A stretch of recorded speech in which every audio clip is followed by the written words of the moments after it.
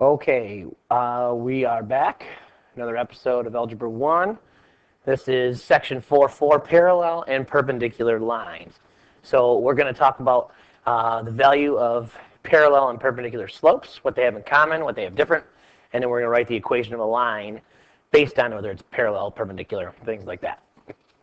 First, let's talk about what parallel lines are. If they have the same slope, they are parallel. So parallel lines will never cross. Never ever cross. Think about railroad tracks. Parallel bars in gymnastics, they'll never cross. So that would make sense. If they have the same slope, then they'll never cross. So they're parallel. And there's some examples over here to the right. The other thing to think about is that we talked about they'll never intersect. Never intersect. The symbol for parallel lines, or the symbol for parallel, is just two lines like that won't cross. So in this example, we've got line X and line Y here in the red. We could write X is parallel to Y. That's what we would say. So we talk about, again, the biggest thing to think about in terms of slope with parallel lines is that they have the same slope. Same slope. Okay. Moving on to perpendicular lines. Perpendicular lines have negative reciprocals. If two lines are opposite reciprocals of each other, then they are perpendicular. Negative reciprocals are opposite reciprocals. Sometimes you'll hear this phrase, opposite. Opposite.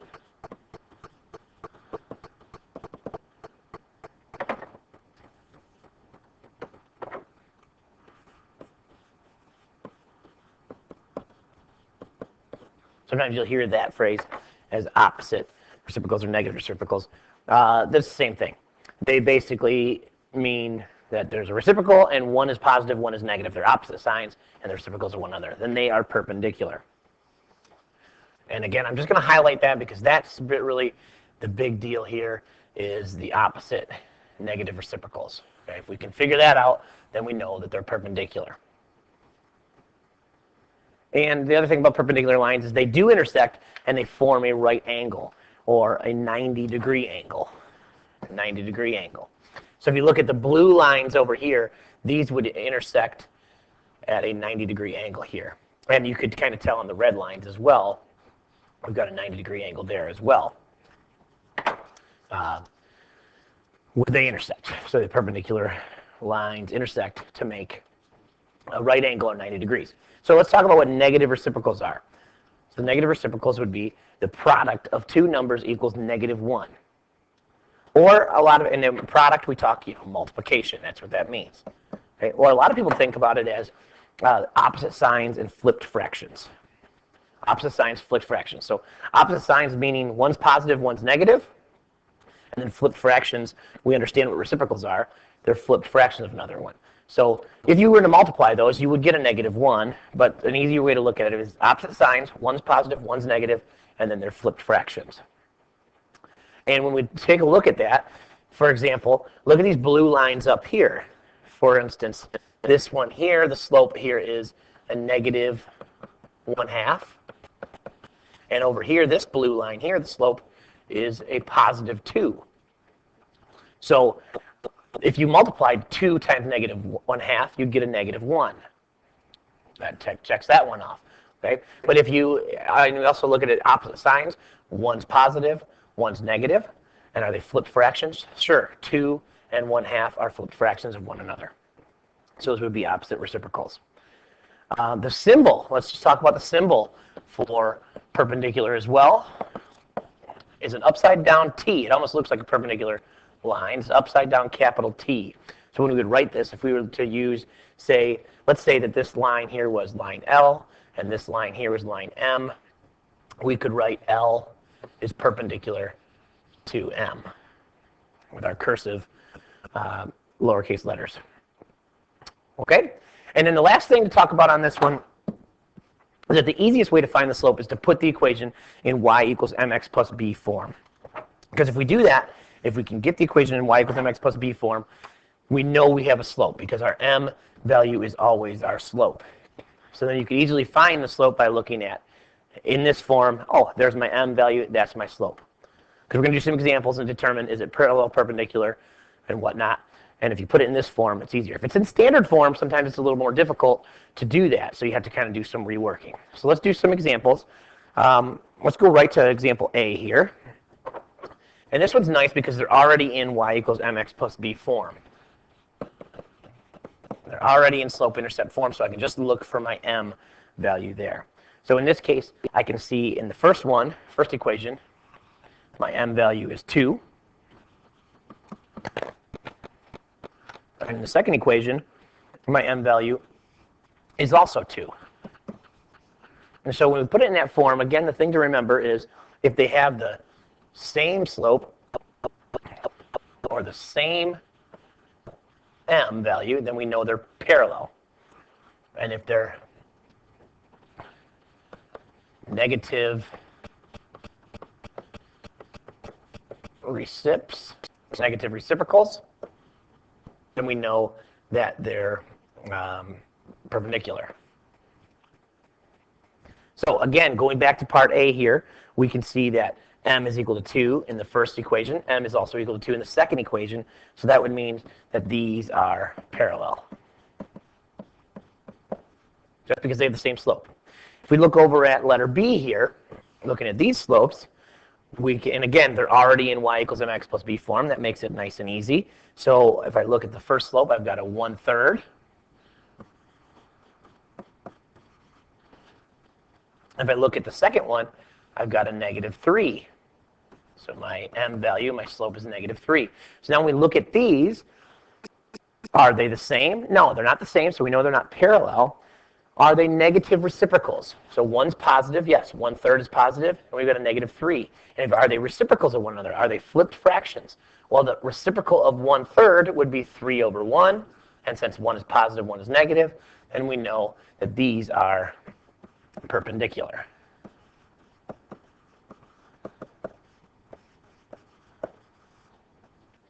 Perpendicular line. So if you were to graph those, they would cross a 90-degree angle, perpendicular. Let's go to D, because D is one where we have to actually look at changing the equation around a little bit. So in the first one, we've got 3y equals 2x plus 6. We're almost in y equals mx plus b form, but not quite. 3y equals 2x plus 6. I'm just moving it down here. Okay, so how could I get it into slope-intercept form, or y equals mx plus b? I got to get rid of this 3, and right now it's being multiplied. So if I divide by 3, remember I'm going to have to divide everything by 3, then I can slip it into y equals mx plus b form. So 3 divided by 3, those 3's are going to cancel out. So I'd be left with y equals, over here, 2 over 3x, and what I can write that as 2/3 x. It's the same thing. And then 6 divided by 3 is 2. So now I have my 2/3 x. I have my new equation. So now let's look at the slope. The slope, now I have it in y equals mx plus b form. My slope here then becomes 2/3. And if I look at the second equation, my slope right here, it's already in y equals mx plus b. Then I can look at that, and it's -2/3. So let's take a look at the case here. Are they the same slope? No, they're not the same, because one is positive and one is negative. So they're not the same, so I know it's not parallel.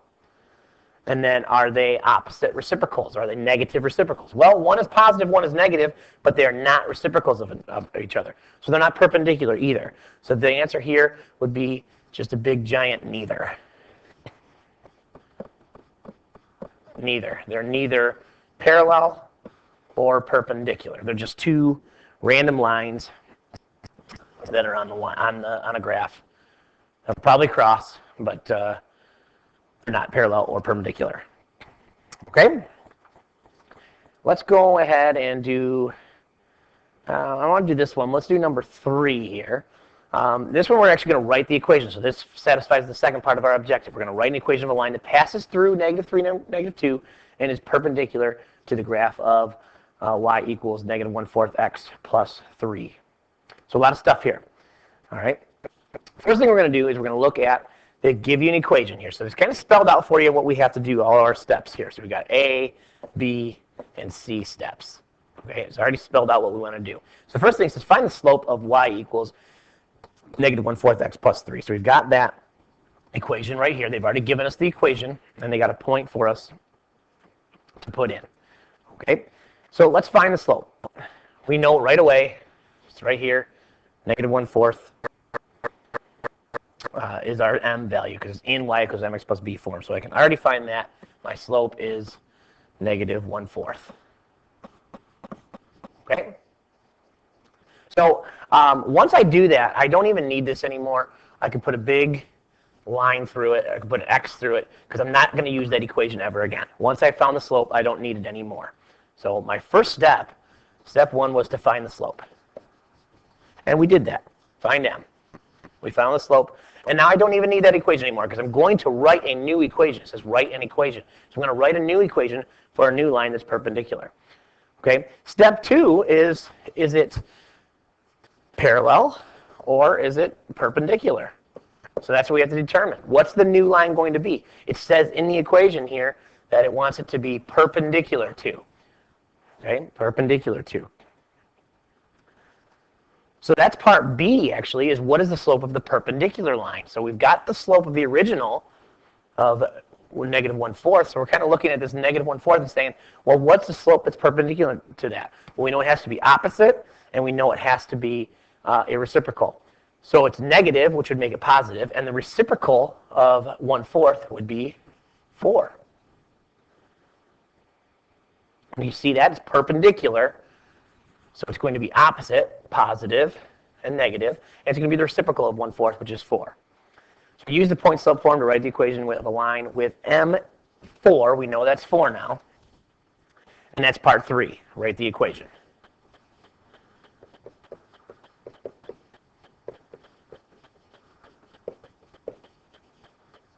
Okay, that's part 3. Write the equation. So we want to use point slope form to help us get started, but they don't tell us which way we're going to put the answer in. So let's put the answer in slope intercept because that's what I prefer. And they might tell you to put it in standard form, or they might tell you to leave it in point slope form, or they might tell you to put it in slope intercept. But if they don't tell us, we're going to go with slope intercept. So we're going to use point slope form to start, though. Okay, so we're going to use point slope to start. So remember that's y minus y1 equals m times x minus x1.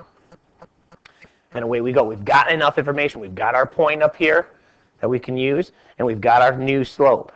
So I'm going to go y minus a negative 2 is going to make that y plus 2 equals my slope is 4. And then x minus a negative 3 is going to make that x plus 3. We'll be careful with your negatives. We got minus a negative will make it a positive. So we got a little bit of work to do. First I'm going to distribute.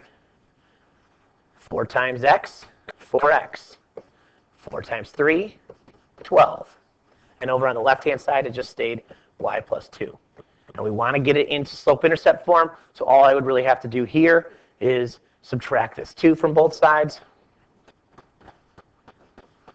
That's going to cancel those out. So I'm going to be left with y equals 4x plus 10. And that would be my final answer. It's in slope-intercept form. And we've got our new equation with our new perpendicular slope of 4, and it passes through that line negative 3, negative 2, because we used point slope to do that. Okay? And I guess we should add in here step 4 is check form of the answer.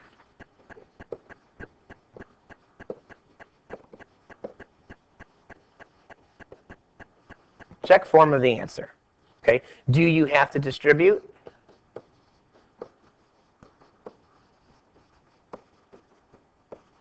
Can you leave it in point slope form when you're done? Or do you have to distribute to put it into slope intercept form? Or do you have to do some work to get it into standard form? So check what they want the answer in before you write that equation and finish up the equation. Okay? I think we're good. We can do these at a different time. So it takes us to the lesson summary, which is